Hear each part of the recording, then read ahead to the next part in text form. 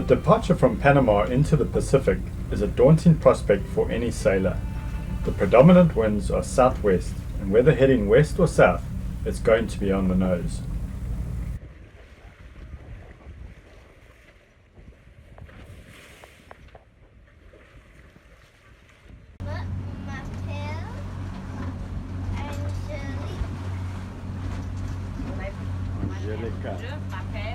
With this in mind, we were only too keen to take on Joanna from Germany when she got hold of us asking for passage to the Galapagos.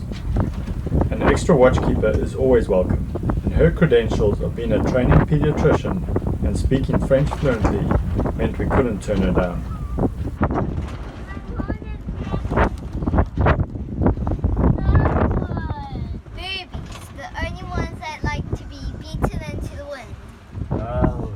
As it turned out, the 500-mile rum line to Ecuador became an 800-mile tack.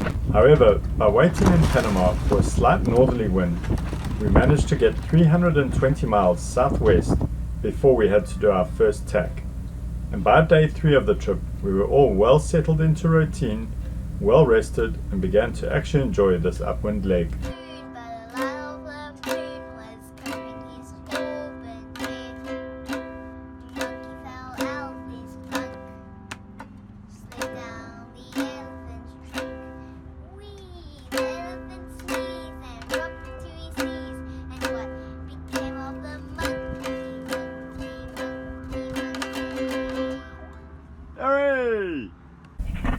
After a total of 6 very long tacks, keeping well offshore and only encountering 2 other fishing boats about 300 miles offshore, the night before our arrival we entered back into the southern hemisphere.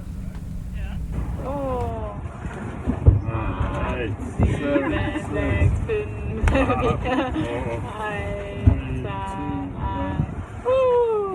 Sam! That's super cool. So I'm going to give you a few minutes.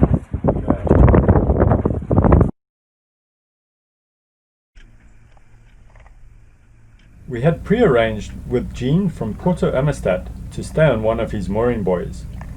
For a reasonable fee, he also sorted out our entry and exit paperwork. For an extra $20, he also arranged a local fisherman to pilot us through the shifting sandbars at the entrance. Best $20 I've ever spent.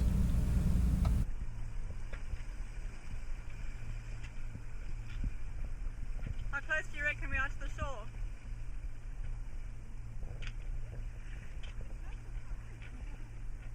So about 20 meters.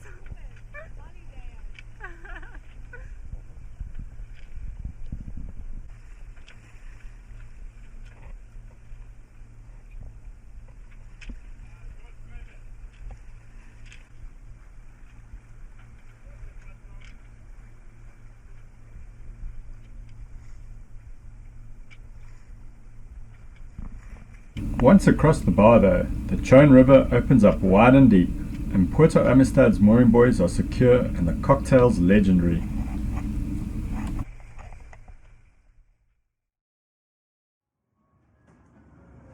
What you got? Custard and jelly!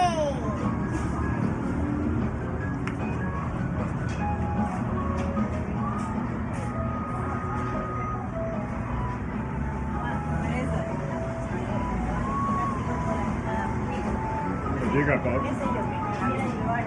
50 centonas. The quaint little town of Bahia De Caraquez was an awesome stopover. The food was cheap and delicious, the people friendly, great shops, some incredible graffiti artwork, and even a little wave to surf. Run!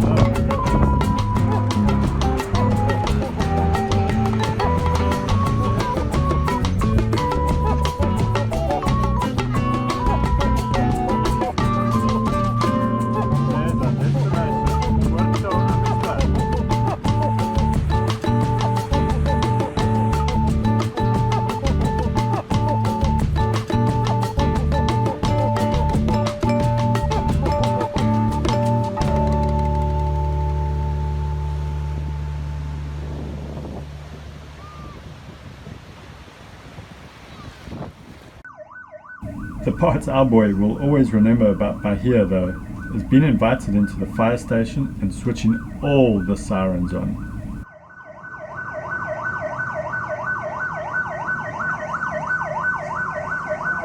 Busy, what have you done? We had arranged to meet up with a friend of ours for the sail to the Galapagos, but with his flight only landing in about 2 weeks, we decided on a change of scenery. With Irene tied up securely fore and aft to the mooring buoys, we jumped on a local bus heading inland and up the Andes mountain range to the capital city of Quito. Can't reach Bora. There you can. Oh, it's so soft there, man. Oh, what a nice Bora.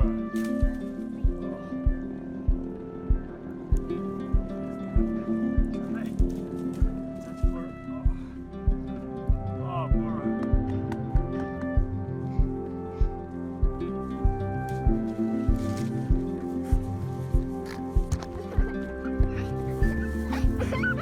Although on the equator, at 2,800 meters altitude, Quito was vastly different to anywhere we had been to date. The thin air and regular nighttime temperatures around 0 degrees Celsius came as quite a shock, but when the sun did break through the clouds, the days were awesome and the visibility stretched on for miles. Go!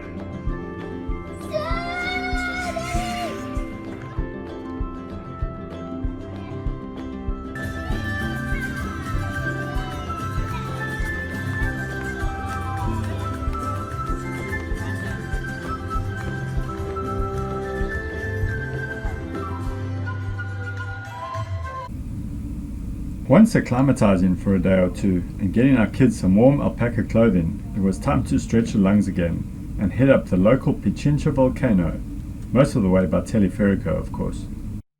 Horses. Guys, blow your noses. It's a nice road to cycle down. Oh, wow, a rug. I didn't blow my nose. Actually, with your teeth. Warm clothes on, babes. That's cool, huh? Mirador de los Volcanoes. A little bit cloudy today, but I'm sure it'll clear. ¿Ustedes van a subir a la cima? ¿Van a subir a la cima? No. Why? We're jeans. And keep moving the top. Oh man.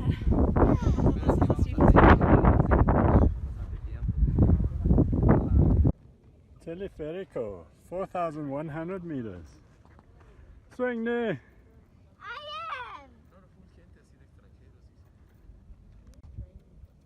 How cool is that, no?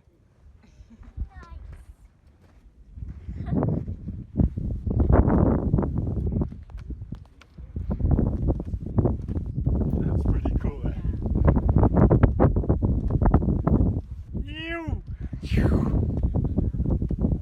Can I stop? Okay. Picnic at altitude. Check, busy, no problem. Check, what do you think? Maybe a little bit high. 4,124 meters. Not quite at the top. Considering our kids had spent the better part of a year on a boat at sea level, they had done remarkably well. But at 4,100 meters, they were keen to start heading down and not up. So after a picnic, Mom carried on to the summit and I headed down with the kids to the horse corral and the local food tent. After warming up with hot chocolate and freshly made empanadas, I'm pretty sure I got the better deal. How's that hot chocolate, guys? We haven't drunk it, but do you order coffee? No, it's hot chocolate. All hot chocolate. All hot chocolate, promise. Okay. Enjoy. Bye-bye. Bye-bye. Hasta luego. Couldn't keep. Callum at 4,000 meters. I couldn't get one of those white flowers. Okay, let's see you run around.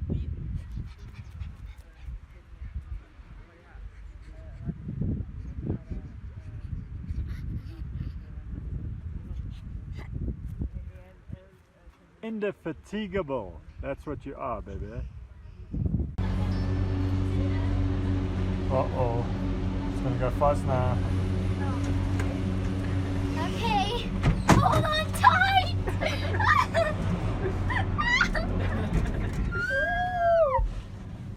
Uh-oh, we got bumpy. And after a full day mountaineering, we made sure not to miss the last teleferico down and headed back to our B&B in Quito.